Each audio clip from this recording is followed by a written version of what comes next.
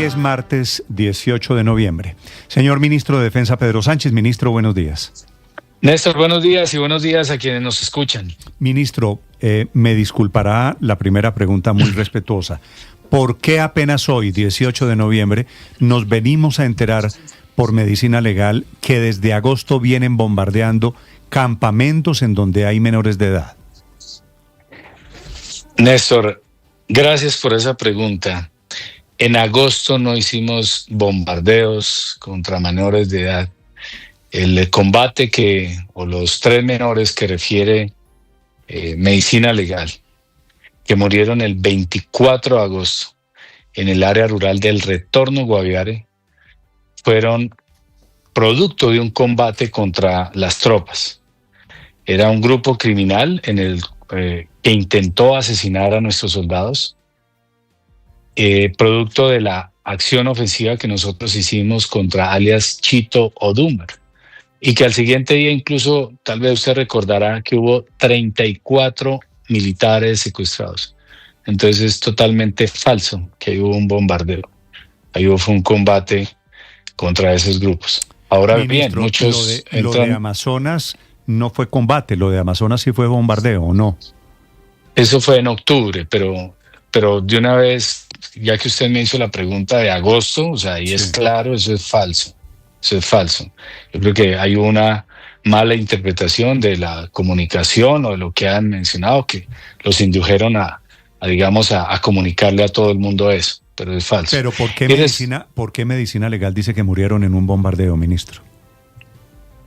Yo hablé esta mañana con el director de Medicina Legal y le hice la aclaración, me dijo que revisar y que si era aclaraba eso. ¿Y por qué Medicina Legal lo dice? Yo creo que hay que preguntarle a él, pero yo le estoy diciendo Entonces, cómo murieron. Aclarado, vale. Esas aclarado personas. Que el 24 de agosto en el Retorno Guaviare, ministro, no fue bombardeo, sino fue combate. Así fue. El siguiente es el del Amazonas.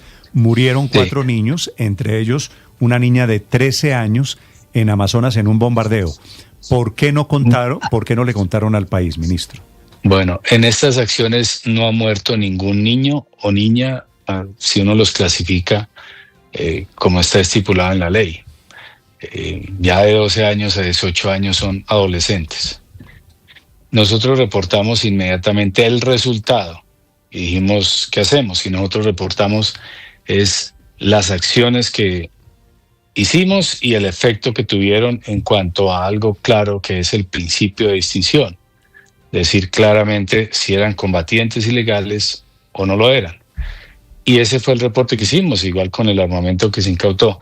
Ya Medicina Legal nos confirmó hasta ahora de que ahí murieron menores combatientes ilegales en función continua de combate. ¿En ese bombardeo en Amazonas no hay una niña de 11 años? No. Voy a leerla, si usted me permite. Sí, señor. ¿Cuántos años tiene la menor? Eso miro aquí. Permítame, miro acá el reporte, por favor. Sí, señor.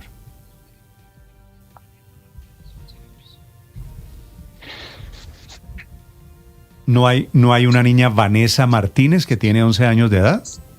El reporte que tiene Medicina Legal y que fue el que me compartió, y no voy a dar los nombres porque no me corresponde darlos, pero el reporte que me dio es menores de 17, 14, 16 y 16 años. Pero la Defensoría habla, Catherine Miranda, la parlamentaria que ha estado investigando esto, habla de una niña de 11 años, pero la defensora habla de una niña de 13 años, ministro. Yo leo el reporte que me dio Medicina Legal.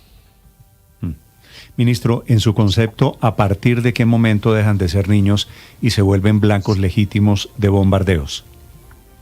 Aquí no se trata de la edad para definir si es de objetivo de bombardeo, porque no tampoco es eso. O sea, aquí tenemos que hacer una diferenciación, porque cuando dice niños, parece que nosotros estuviéramos llegando a un jardín infantil, y no es así.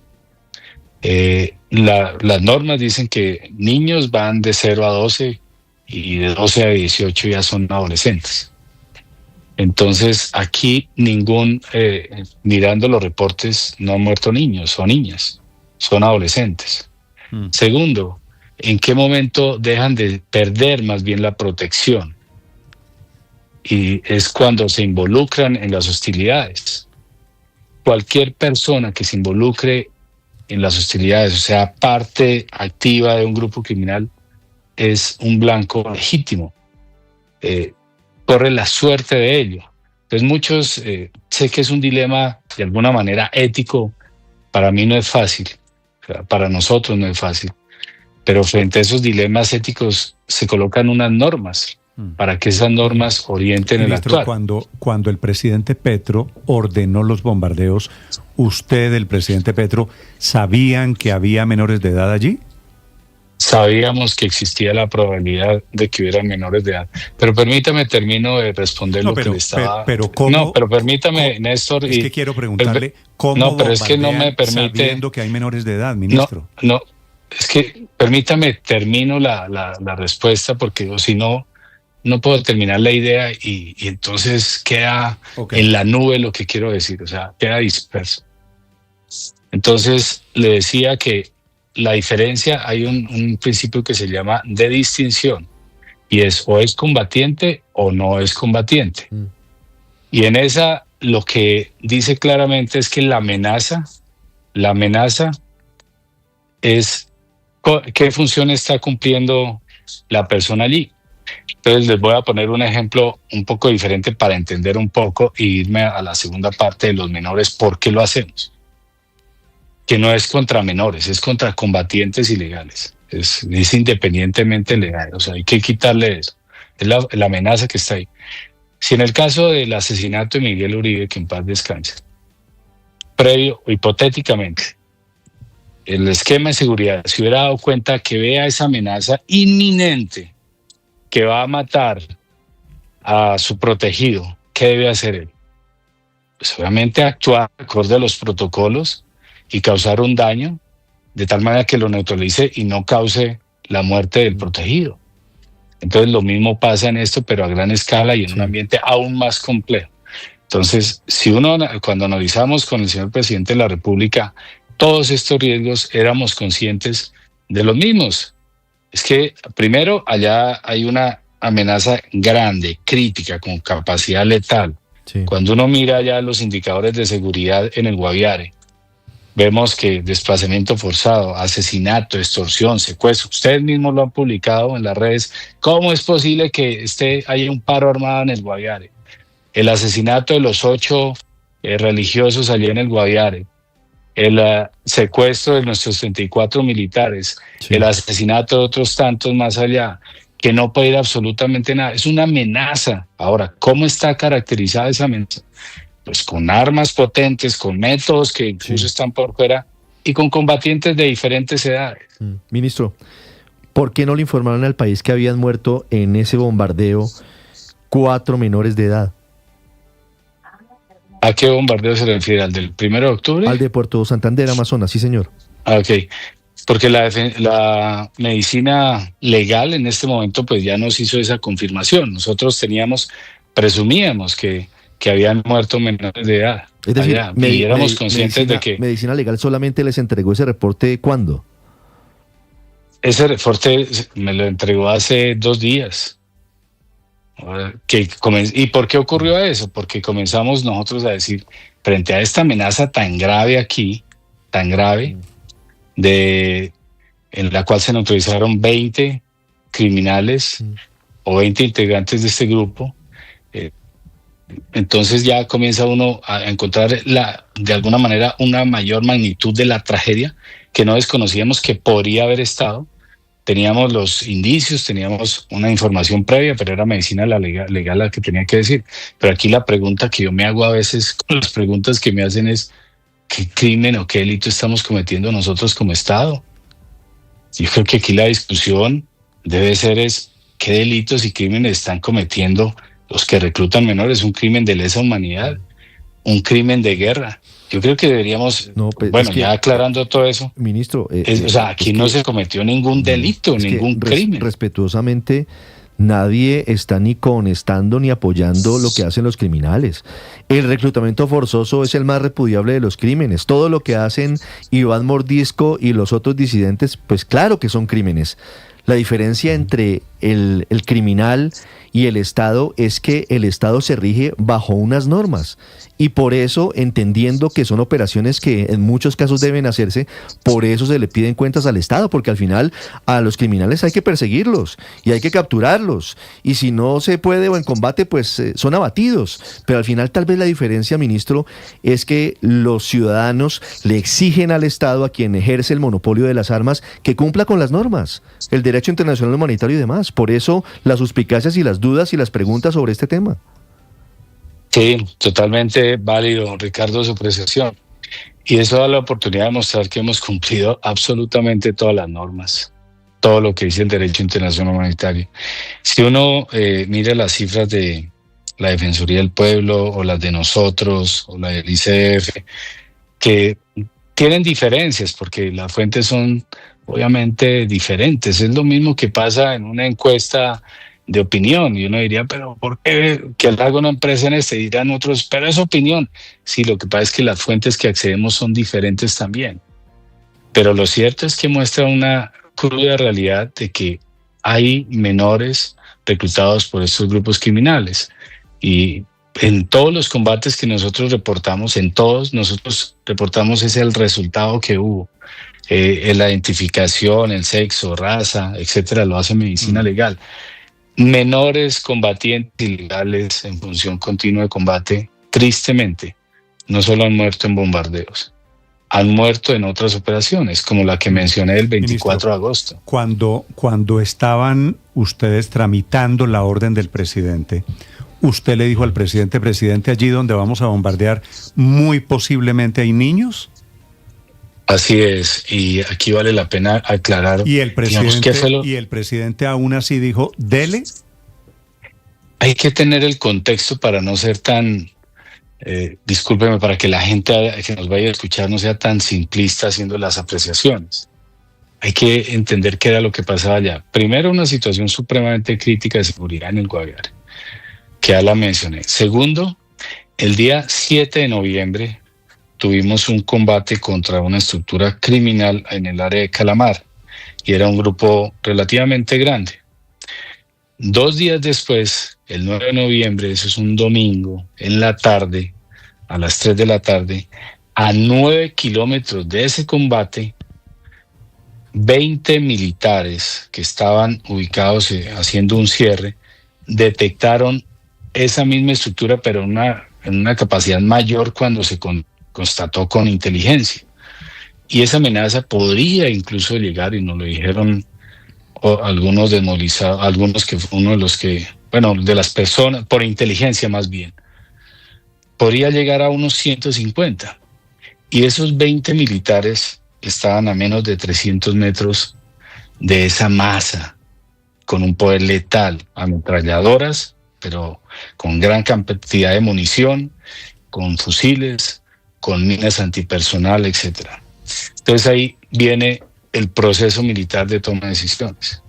Nos reunimos con el señor presidente y planteamos 3 opciones, después de haber analizado muchos elementos. Entonces la primera opción era hacer un apoyo de cercano a las tropas. ¿Y en qué consiste eso? Que la tropa pide apoyo de fuego con las capacidades según la amenaza. Y como era un grupo supremamente grande, en el cual la relación de combate era de 7-1, pues se optó por que fuera un bombardeo. Esa era la primera opción. La segunda opción que se analizó es hacer una emboscada.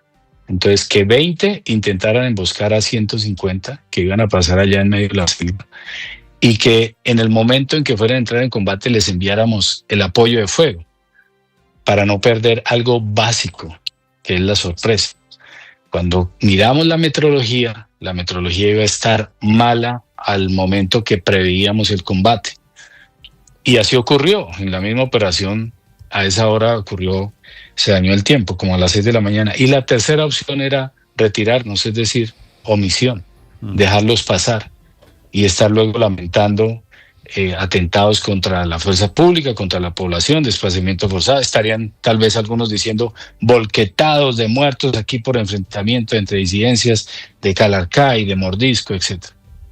Entonces, frente a ello, la opción que se determinó, se eligió, fue la primera. Y analizamos la probabilidad que hubieran combatientes menores en función continua de combate. Y frente a ello, entonces, se tomó la decisión de limitar el ataque y se priorizó en donde por inteligencia concebíamos que podrían estar los cabecillas del grupo. Empleamos un poder de combate, yo diría un 30% de lo que se emplea normalmente en una operación de Pero ministro, le entiendo que esto lo que quiere decir es, si no bombardeábamos, ¿nos iban a matar? Así es. Pero ministro, Así es. Pero ministro, perdóneme, yo ahí le hago una pregunta, porque en la rueda de prensa en la que ustedes le informan al país sobre los resultados de ese bombardeo, el director de la policía, el general William Rincón, dice que esa operación fue planeada con más de 530 días de antelación, que se utilizaron 30 agentes de inteligencia, que hicieron más de 12.000 informes escritos. Entonces, así es. ¿No hay una contradicción entre eso? ¿Esto pareciera ser una operación muy preparada frente a lo que usted nos está diciendo? Así es, no, para nada. No hay ninguna contradicción, para nada. Para que una operación militar sea perfecta, el objetivo militar debe ser inerte. Es decir, que todas estas horas de investigación, todos esos que dijeran eso, ahí sigue y ahí se mueve, pero todo es dinámico. Todo eso que dijo el general Rincón es para lograr al menos llegar a un área, pero ahora ubíquelos en la selva. Ubique algo móvil. Ahí no hay ninguna contradicción. Entonces, aquí lo que hay es un proceso muy juicioso para tomar la decisión. Entonces, lo que dijo Néstor es, yo creo que el punto clave.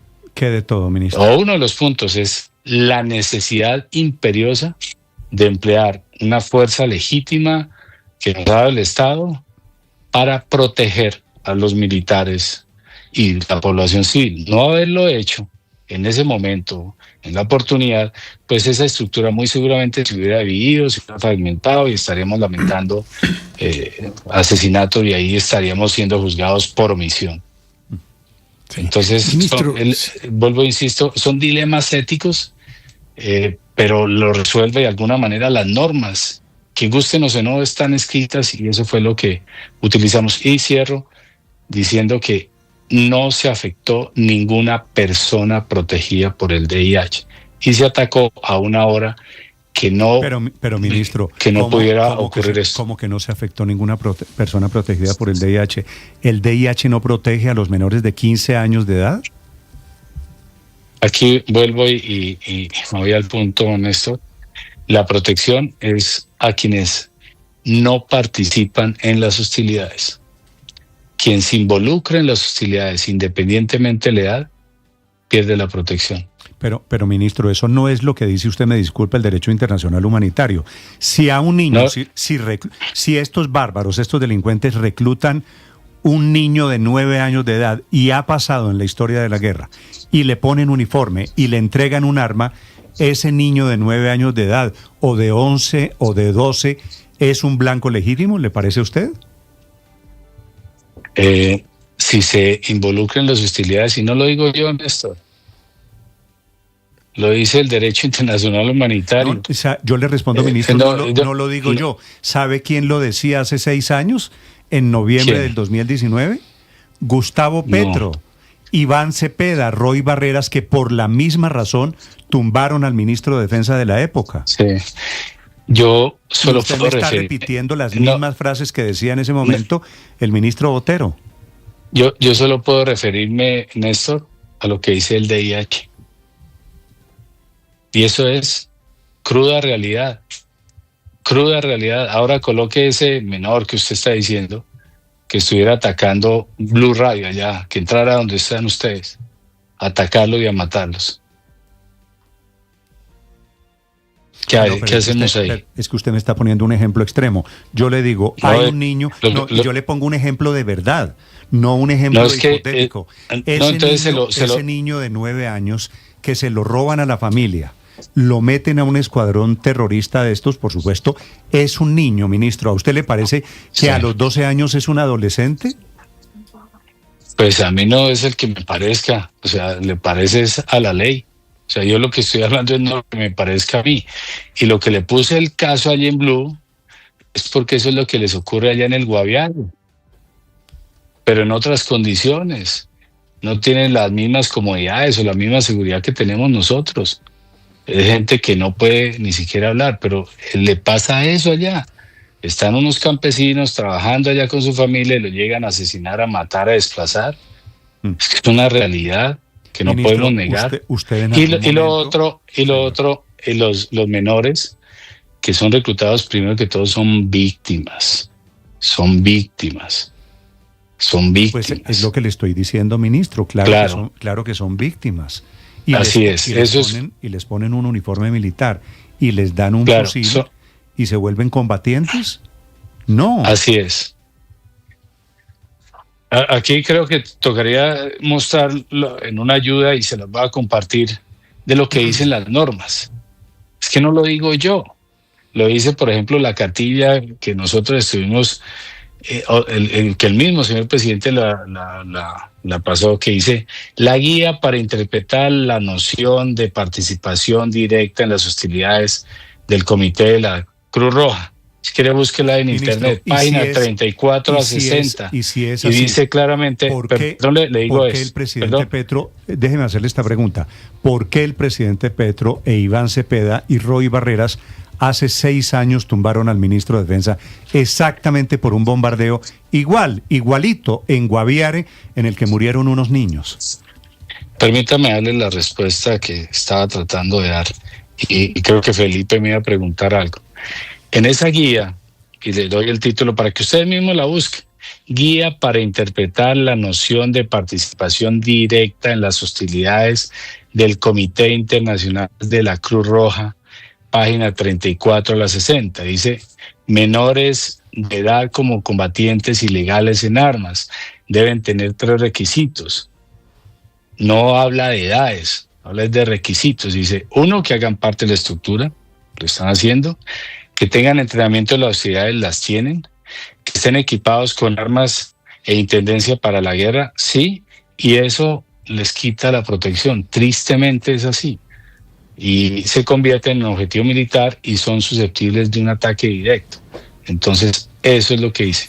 Y respecto a lo que hayan dicho otras personas en algún otro contexto, yo creo que tienen que preguntarles a ellos. Yo lo único que puedo responder es lo que el marco de actuación que tenemos nosotros como Estado. Aquí es claro, y el mismo señor presidente de la República lo ha dicho, aquí los únicos criminales han sido los que han reclutado, aquí los únicos que han violado la ley son ellos. Y el caso que usted me ponía ahí, cuando cualquier persona, es que es independientemente de la edad,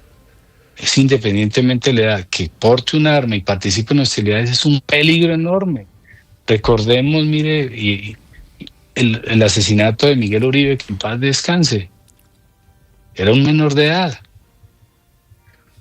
Sí. Felipe, qué pena, que creo que me iba a preguntar algo. No, tranquilo. No, ministro, es que le iba a preguntar, en la práctica, ¿es posible saber que hay menores de edad? Lo hace uno. Es decir, cuando ustedes están ahí, ¿hay alguna manera de saber si hay menores de edad?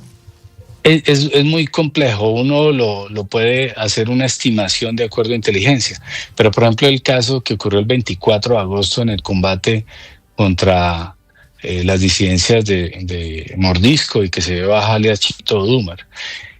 Inicia el combate y comienzan los militares a recibir un fuerte fuego de muchos sectores, prácticamente los iban a avasallar, y pues es difícil ahí preguntarle la cédula a cada uno, que ellos también están ahí ocultándose, están escondiéndose, y es que lo van a matar. Es que quien haya enfrentado la guerra, quien haya enfrentado el combate puede percibir eso. puede percibir el estrés y el caos. Entonces, en medio del combate no, se hacen estimaciones, apreciaciones de inteligencia y sí, o sea, es evidente que menores de 18 años han caído en el conflicto, eso no hay ninguna duda, y no solamente por acción del combate en el Estado, sino entre ellos mismos, que ellos sí no cumplen ninguna norma.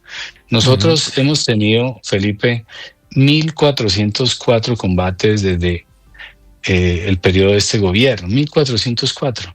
En esos hemos utilizado 13 veces bombardeo, Sí. menos Ahora, del ministro, 0.9%. Sí, la siguiente pregunta es si en ese bombardeo de agosto hubo menores, bueno, no lo llamemos como usted lo quiera, adolescentes, Sí. menores, lo que usted quiera, cayeron en ese combate. ¿Por qué solo se vino a saber hasta ahora? ¿Por qué no le contaron al país en su momento? En agosto no hubo bombardeo, no hubo bombardeo. Nosotros en esos 1.404 combates que hemos tenido desde el 7 de agosto, han caído menores en muchos combates. Es una triste realidad porque los grupos lo reclutan. Nosotros reportamos el resultado de cuántos integrantes de ese grupo, del armamento, pero no somos los que debemos decir la identidad. Pero aquí yo creo que hay una clara realidad que debemos ahondar más en caracterizar, digamos, tener esos datos caracterizados de todos para mirar dónde se reclutan o de dónde vienen, pero es algo que, digamos, lo hacemos cuando miramos temas de inteligencia. Hemos mostrado que los que mueren, por ejemplo, o los que hemos recuperado, más bien del Guaviare, muchos de esos menores que hemos recuperado, la mayoría vienen del Cauca. Entonces, aquí medicina legal es la que determina e indica e informa eso. Nosotros siempre informamos el resultado y informamos que son combatientes ilegales o si llegara a existir un daño colateral o incidental, pues se investiga y cada muerte tiene una investigación penal porque alguien murió. Y ahí se confirma que nosotros actuamos correctamente según lo dice el DIH. Ministro, le agradezco estos minutos por la explicación. Le quiero hacer una pregunta final sobre los Gripen. ¿Van a revelar el contrato de los Gripen? Vamos a informar a la opinión porque es necesario, digamos, qué es lo que estamos adquiriendo, pero guardando también una reserva que no ponga en riesgo los acuerdos de confidencialidad que hay. Ha habido mucho debate al respecto, o por lo menos he escuchado al señor presidente de la República el fin de semana que estuvimos hablando o tratando ese tema, dijo la importancia de comunicar todo lo que se adquirió. Entonces, la primera es 3.135 millones de euros es el contrato que se firmó. Y entonces uno hace los cálculos, bueno, ¿ya cómo está el euro? Entonces no le da los 16.5 billones de pesos que se destinaron para ello. Le da mucho menos, unos 15 billones o 14. Pues es porque hay una proyección macroeconómica con la variación del euro, de tal manera que se asegure el pago de ello, porque el contrato es hecho en euros. Por otra parte, los dividen automáticamente o los pasan en dólares y dicen, bueno, y son 17 aviones, entonces a cada avión ¿a cómo sale? Pues tampoco es así, porque lo que se adquiere no son aviones, se adquiere es una capacidad. Y esa capacidad incluye que esas aeronaves tienen integrados sistemas de sensores, de armas que permiten actuar más efectivamente. Dicho de otra manera, cuando usted va a comprar un carro, le dicen, vale este precio, 100 millones. Lo quiero con blindaje, lo quiero con sensor atrás, cámara adelante, etcétera. Pues ahí automáticamente cambia el valor. Entonces, comparar el precio de un avión pelado con un avión ya configurado con todas las capacidades diferentes. Pero ¿por qué ese contrato o el precio, los detalles son confidenciales, ministro? Por temas de seguridad, por temas de reserva, que hay unas cláusulas ¿Y no le parece establecidas. que esa reserva se presta para suspicacias? Pues se presta para suspicacias de alguno que piense que se está haciendo algo ilegal ahí, que hubo un Ministro, comité de transparencia. claro, pero estamos hablando de 16.5 billones de pesos, ministro, y usted me disculpa la pregunta, pero se la tengo que hacer, ministro, porque las suspicacias van incluyendo desde la primera dama, Verónica Alcocer, entre otras personas, y quiero preguntarle si alguien comisionó, si hay comisiones aquí por este contrato para los aviones Gripen. No, Dios mío, me sorprenden esas preguntas que me hacen, disculpe. O sea, la primera, ¿cómo van a meter No, aquí a pero la hay algún primera dama? intermediario, No, ministro. perdón un segundito, permítame, respondo porque para hablar, porque si no me es difícil. O sea, que metan esa vaina y que dejen ahí que comisiones, no, y ahora si saben algo, denúncienlo. Aquí están afectando irresponsablemente quien lo esté haciendo el buen nombre, no solamente de la empresa SAP, del gobierno de Suecia que estuvo detrás, del gobierno colombiano, del Ministerio de Defensa, del grupo de transparencia, de la empresa o la firma que se contrató para eso, de mi nombre. No, eso no es así. Y ahora, no es nada suspicaz. Perdón un segundo, permítame. Ministro, ¿no suele haber un Si no intermediario? voy a hablar, si no me van a permitir hablar, yo creo que pues hagámoslo en otro entorno. Ministro, quiero decirle, me sorprende No. que entiendo que está pasando por un momento personal difícil. Me sorprende que usted, un señor tan calmado, esté tan irascible porque se le pregunta una pregunta natural. ¿Hay intermediario en el contrato de $4.000 millones de unos aviones de guerra para Colombia? ¿Eso no Néstor, le parece que es ¿cómo? una pregunta legítima, ministro? Néstor, la verdad que es una pregunta legítima, pero de alguna manera ofensiva. No, los Es una- intermediarios, ¿cómo? los No. intermediarios, ministro, Aquí no son hubo necesariamente ningún- ampones. aquí- No le estoy aquí no preguntando hubo- si alguien se robó una plata. A- Le estoy preguntando, aquí no hubo- le está preguntando es que- María Camila, ¿alguien comisionó? ¿Pagan una Nadie. comisión a alguien? Nadie. No. Perfecto, esa es la respuesta, listo. Vale. No Lo hay- que pasa es que entiéndame que yo también soy ser humano y que si algo he optado es por total transparencia en esto. Ministro, Es por eso. Ministro, usted sabe que Pero alrededor permítame. del ministerio, alrededor de los contratos en la guerra de el sector Colombia, defensa siempre hay alguien no que- descubriré nada intermediarios. nuevo, ministro, pues ha habido comisionistas y hay gente que se Sí, y enriquece eso con las es, guerras. sí, y eso es un delito y tenemos que llevarlos mejor dicho, a que paguen por ello. Pero permítame, termino la parte, digamos, de lo que se adquirió. Entonces, es sistemas también, un simulador de entrenamiento que tiene 4 cabinas que le permiten de Suecia, la embajada de Suecia. bien. Vale. Ministro, la última pregunta. ¿A cómo se tasó el euro a futuro para la para la compra de estos aviones? No tengo exactamente el dato, Ricardo, pero la proyección económica la hizo el Ministerio de Hacienda. Aquí es bueno que si, por ejemplo, el peso tiene una valoración en el tiempo, pues no se van a pagar los 16.5 billones. Vamos a ahorrar presupuesto. Y el costo, el pago está hasta el 2032. ¿Hasta el 2000 qué, ministro? 32. Ok. O sea, se comienza, el año entrante se destinaron 100.000 millones de pesos y los siguientes años, del 2027, ya con vigencias futuras, ya se comienza a pagar ese grueso de ese contrato. Vale. Es el ministro de Defensa, ministro Pedro Sánchez, que es muy amable. Gracias, ministro, por estos minutos, por esta explicación para los oyentes de Blue Radio. No, Néstor, a usted muy amable y disculpen si en algún momento, como ser humano, tal vez me emocioné. No, señor, le entiendo perfectamente, ministro. Por eso le digo y se lo repito, No. sé que con los dos temas de los bombardeos y de los aviones Gripen, pues usted está pasando por unos días difíciles que tienen mucho que ver con la política electoral en Colombia. Así que... No, lo entiendo, Néstor, pero más que eso, porque pues yo he tenido momentos muy difíciles en mi vida, el combate, otras cosas. Es cuando, digamos, lo que he tratado de cultivar siempre en mi vida es el honor. Y cuando, digamos, se pone en duda eso o la transparencia, pues, digamos, ya como ser humano, no soy perfecto, pues, Puedo, digamos, hablar no en el tono que sea, pero cierro tal vez invitándolos, Néstor, y a todos, es a que nos ayuden a recuperar a nuestros menores, a que no sigan siendo víctimas de ese flagelo, que nos apoyen a una campaña que tenemos que es que no recluten tus sueños. Ojalá le dediquemos 30 segundos, un mensaje breve, lo que a ustedes se les ocurra, para evitar este flagelo y para que nosotros podamos avanzar. Estoy de acuerdo, ministro, con usted en que ese es el problema verdaderamente de fondo aquí. Gracias, ministro, le deseo un feliz día. Sé que va a ser difícil para usted, ministro, muy amable. Lo es. Muchas gracias. Gracias, señor. 7:52.